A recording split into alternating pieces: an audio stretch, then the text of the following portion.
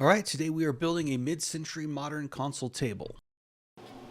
For this project, we are going to do a waterfall technique where the grain flows across the top and down the sides. So it just keeps continually flowing around the corner so the grain matches on the corner of the piece. This does act as a little bit of a challenge when milling up the lumber because I have to keep the board at the full length because I don't want to cut it. Each time you cut it, you lose a little bit of that grain match. So as a result, you're seeing me wrestle this big long board across the jointer.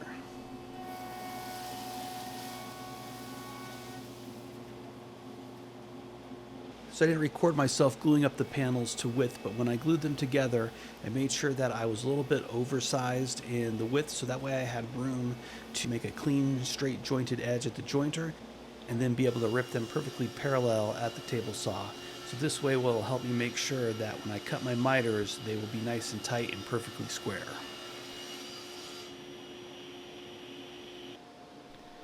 All right, and now I am cutting my parts apart, and I'm being very, very careful when I cut the top, sides, and bottoms apart with my track saw here to make sure that they are perfectly square, because I do not want to remove any more material than I have to, because like I said before, each pass of the saw removes some grain, which makes it less of a match at the corner. And so now I'm setting up to cut my miters at the table saw. Yes, the track saw can cut a 45-degree just fine, but it's not nearly as accurate as what you can get off of a cabinet saw. And I am looking for cabinet saw accuracy in my work, not track saw accuracy in my work. It's just a little bit of a higher standard. So what I have going on here is I have taken a piece of scrap wood and jointed it perfectly flat, and I'm using the fence of the table saw to help me align it to the workpiece and glue it down with some CA glue so I can temporarily pop it off when I'm done. But this is going to act as a slide or as a guide to help me slide it across my sacrificial fence that I'm going to install in the next step. All right, so now I'm using my workpiece as a guide to set the height of my sacrificial fence. And this sacrificial fence is what the guide that I glued on in the last step is going to ride against. And having it at the proper height is important so that way it doesn't interfere with the cut. All right, the next step is to tip the blade to 45 degrees and raise the blade up to where the tip of the teeth just touch the top of the workpiece. And this will allow me to cut the 45-degree angle without removing any more grain at all, because it's just going to ride along that edge, creating a sharp point. No more grain will be removed. And that way I've been able to maintain as much grain as possible to create the best match possible as the grain flows around the corner. And another benefit of this method is that even though these pieces are long and awkward to cut, that rail glued on there is helping prevent that piece from tipping into the blade, so it still comes out with a nice, clean, perfect cut.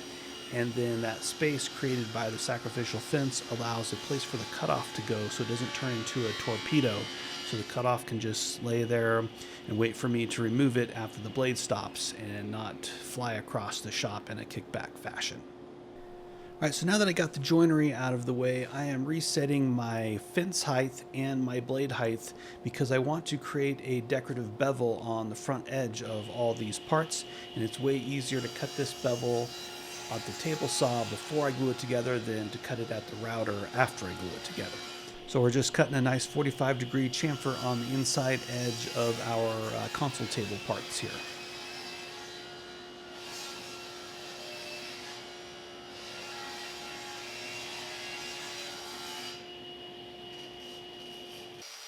All right, so my joinery method of choice for this project is going to be the floating tenon method. I've had people ask me over the years how many floating tenons they should put in a particular piece and how far they should space them out, and I don't really have a good answer for that. I basically just put what feels right, how many tenons I think I need that's going to secure that piece. All right, now that I got the joinery done on the waterfall portion of this piece, I am doing a test fit, just a dry assembly, because I want to make sure that I accurately mark the center divider.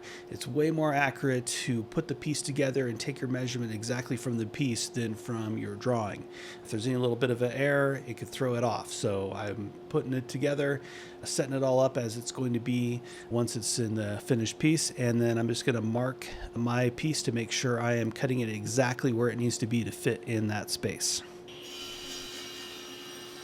There's going to be two pieces that join together for that center divider. So of course I set up a stop block, that way I could cut both pieces exactly the same. Now before I assemble the main case, I'm going to assemble this sub-assembly of the center divider first, so that way I just have less parts to contend with when I do the main assembly.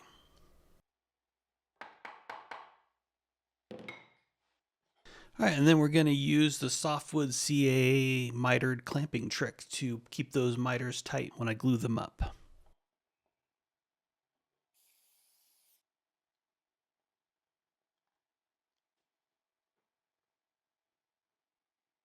Now that I'm prepped and ready to go, it's time to glue up the full case, and I'm going to use my favorite glue type, which is slow set epoxy. That way I don't have to rush. I can have a stress-free glue up and take my time to make sure all the joints are tight and square and make sure everything is exactly where it needs to be.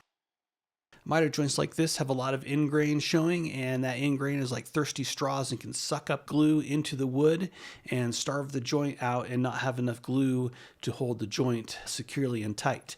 So I want to do what's called sizing the joint, and that's where you put glue down and let the ingrain suck up the glue, so that way when you put the second coat on, the ingrain won't be thirsty, sucking it up and starving the joint. You'll have plenty of glue in the joint.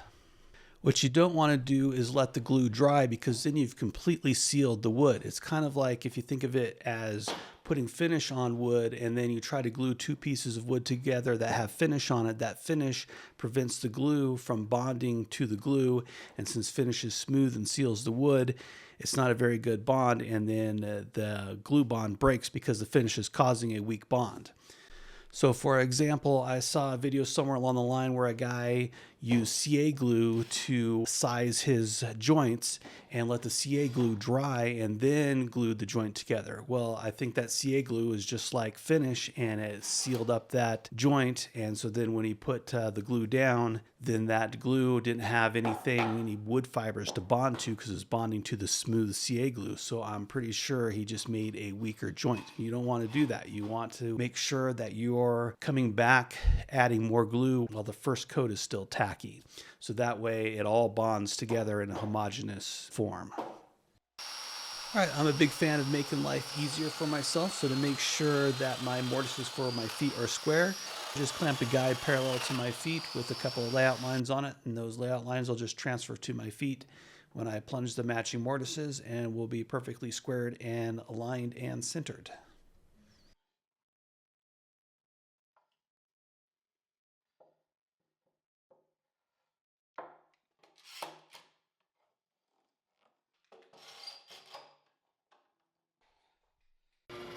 All right, so now I'm turning my attention to the little floating drawer in the top right corner. The frame is going to be made out of an accent wood. I'm going to use Wingate, and then the actual drawer will still be walnut.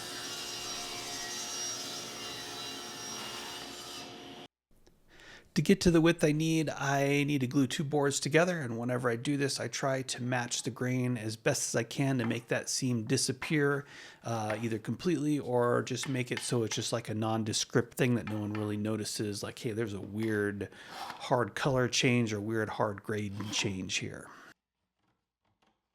So when this thing is fully assembled, you're probably not going to be able to see the corners and the grain match on the corners of this box, but it'll be kind of a little Easter egg. I know it's there, so I went through the effort to make sure that the grain matched at the corners as well on this little box that's suspended in the corner. Earlier on the main case, we did a little design detail where we did a little back bevel around the case. So I'm going to bring that same detail into this little drawer box and back bevel that front edge as well. All right, so this is the top of the box, and I'm countersinking for some bolts to go through, and those bolts will be used to attach the box to the underside of the cabinet itself. All right, and I did the countersinks first, and then the little tip left over from the point of the Forstner bit, I just used that as my location points for the through holes.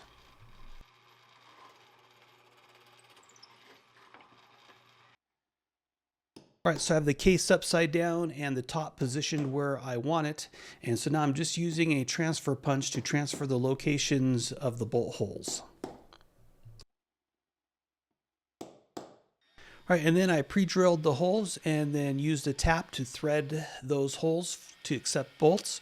Now, I've done this in past videos, and there's a ton of people in the comments saying that that's wrong, that you should not tap wood, that wood is not strong enough. And all I can say to those people is all those pieces that I've built where I've used that method are still going strong today. So you're wrong. You don't know what you're talking about. These bolts only need to be strong enough to hold up the drawer. We're not building a bridge that you're driving across. For the spacers to space the drawer off the top of the cabinet, I basically used a hole saw to cut them out. So it's kind of a one-shot deal. The pilot bit drilled the hole for the bolt to go through, and the hole saw itself just created the round cylindrical spacer.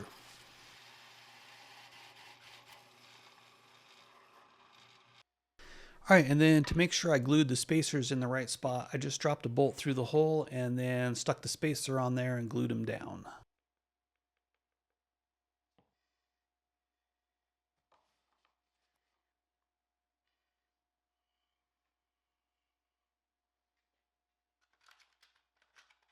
And of course, the bolt with the nut made a nice handy clamping jig.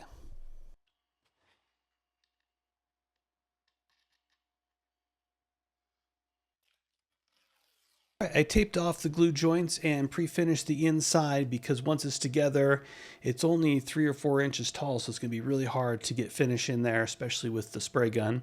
And then I used the same glue technique to glue it up with the little clamping blocks.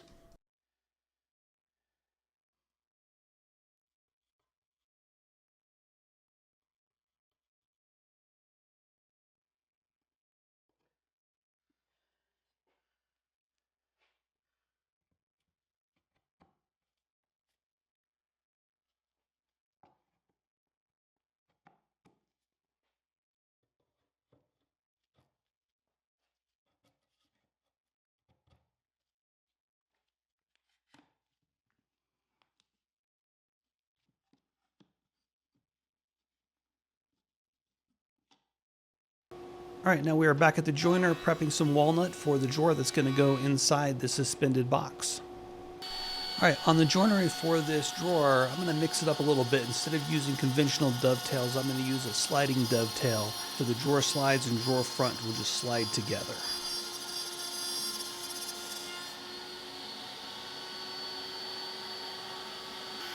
And then for the tail, I didn't change the height of the bit at all. I just moved the fence in and did a couple of test passes to make sure it fit right, and then did my workpiece.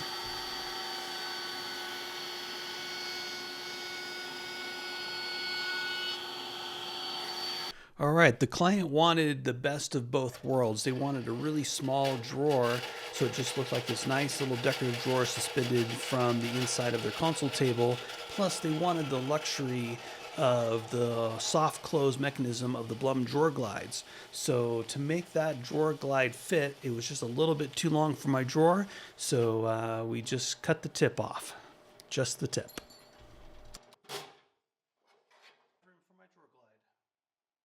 And then the final bit of fabrication for the drawer before we could assemble it was to cut the dado for the drawer bottom. So basically it needs to be a stop dado because I don't want to blow through my dovetail because that's the decorative part. So I just dropped it in and then slid it across and then picked it up when I got to the other end.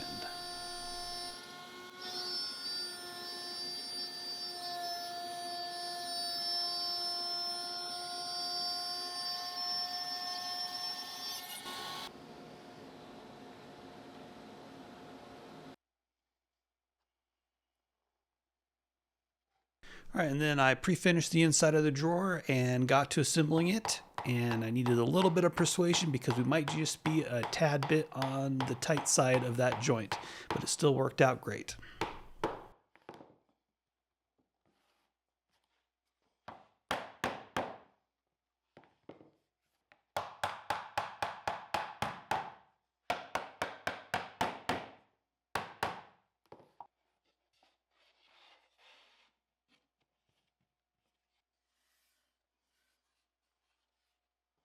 All right, it's time to install the hardware, and as you can see, the drawer glide barely fits in there, which is why I had to cut the tip off. If you want more information on Bloom drawer glides, I do have a video on how I figure out my spacing and how to install it. I'll put a link somewhere to that guy.